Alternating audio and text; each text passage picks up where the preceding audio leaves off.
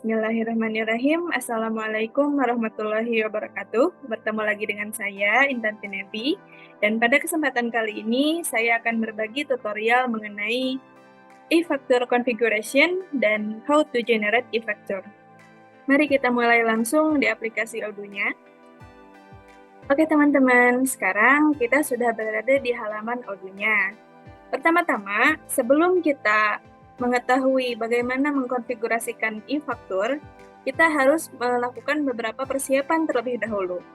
Yang pertama, kita akan memastikan bahwa kita sudah menginstal modul yang diperlukan untuk mengenerate e-factor ini, yaitu e-factor Indonesia. Kita search di kolom search. Nah, bisa dilihat di sini ada salah satu modul yaitu Indonesia e-factor. Di sini statusnya sudah installed. Jadi kalau misalkan teman-teman belum menginstal modul ini, harap untuk diinstal dulu ya. Setelah memastikan bahwa modul Indonesia e-factor ini terinstall, maka langkah selanjutnya adalah kita harus menginput data terkait MPWP perusahaan. Kita akan pergi ke bagian setting. Sebelumnya, dipastikan dulu kita berada di akun administrator dan developer mode-nya dalam mode on. Kita akan pergi ke tab Companies. Di sini ada beberapa perusahaan dan saya pilih perusahaan yang akan saya gunakan dalam tutorial ini, yaitu PT Citra Sinergi. Dan di sini ada data-data yang sebelumnya sudah saya input, termasuk tax ID. Jadi untuk bisa mengenerate e-factor, kita harus mencantumkan atau menginput tax ID atau mungkin lebih dikenal dengan NPWP dari perusahaan kita. Dipastikan kalau di sini nomor NPWP-nya sudah sesuai dengan data perusahaan. Juga di sini ada currency, dipastikan juga bahwa currency-nya sudah sesuai, yaitu Indonesian Rupiah. Jika semua sudah dipastikan dan sudah di-save, maka langkah selanjutnya adalah kita harus menginput data NPWP dari customer kita. Untuk itu, kita akan pergi ke tab accounting.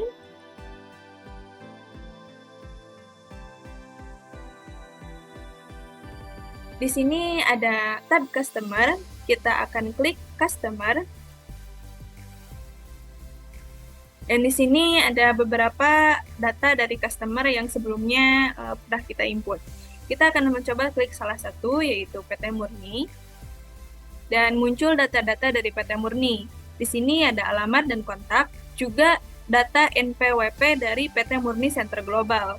Nah, karena PT Murni termasuk perusahaan PKP, maka kita centang ID PKP-nya dan kita input NPWP sesuai dengan data dari PT Murni.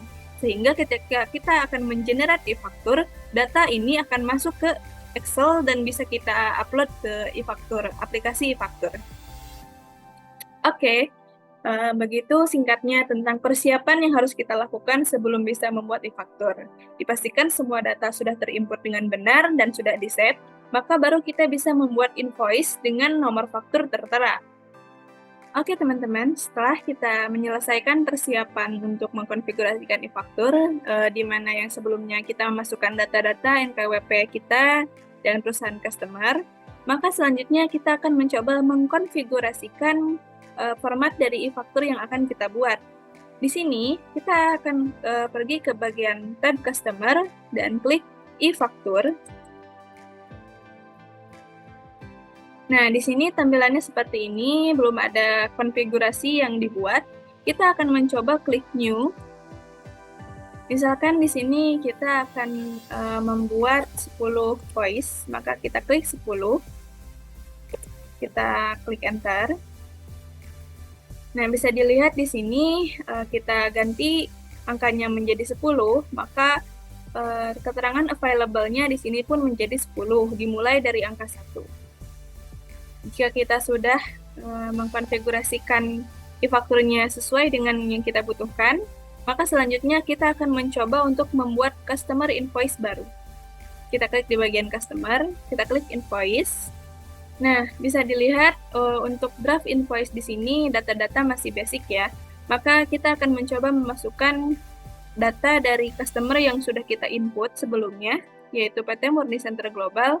Dan bisa dilihat di sini untuk kode transaksinya sudah menyesuaikan dengan data sebelumnya, yaitu 01 untuk customer biasa.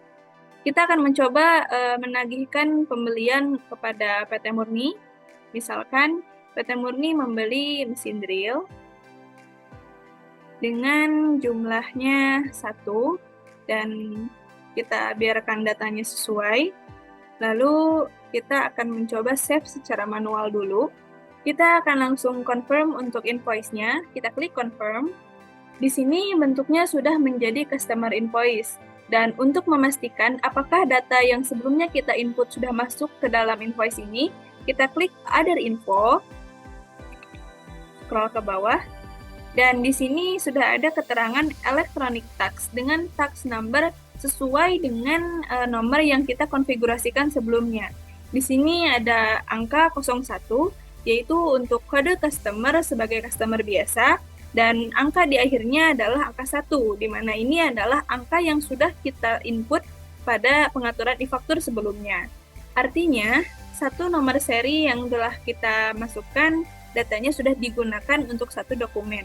Kita akan mencoba cek lagi di bagian e-faktur. Nah, bisa dilihat di sini yang sebelumnya available 10, kini menjadi 9, dan nomor minimalnya menjadi 2, karena yang nomor 1 sudah digunakan untuk invoice yang sebelumnya. Kita akan coba membuat satu lagi invoice. Kita klik new.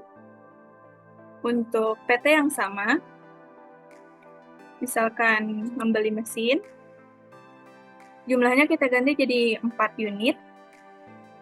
Kita klik enter, dan biarkan datanya sesuai dengan bawaannya.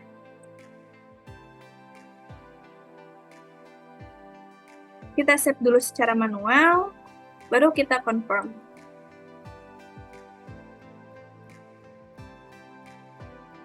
Sekarang kita cek apakah untuk invoice ini datanya sudah masuk. Oke, bisa dilihat di sini untuk data electronic tax-nya sudah berubah, yang tadinya 01 karena sudah kita gunakan di dokumen sebelumnya, maka nomornya pun berubah menjadi 02. Kita coba cek lagi di e-faktur. Dan untuk available-nya pun sudah berkurang, yang tadinya 9 kini menjadi 8, dan untuk minimal angkanya kini dimulai ulang dari nomor 3. Jadi begitu cara untuk mengkonfigurasikan e-faktur di Odoo 16.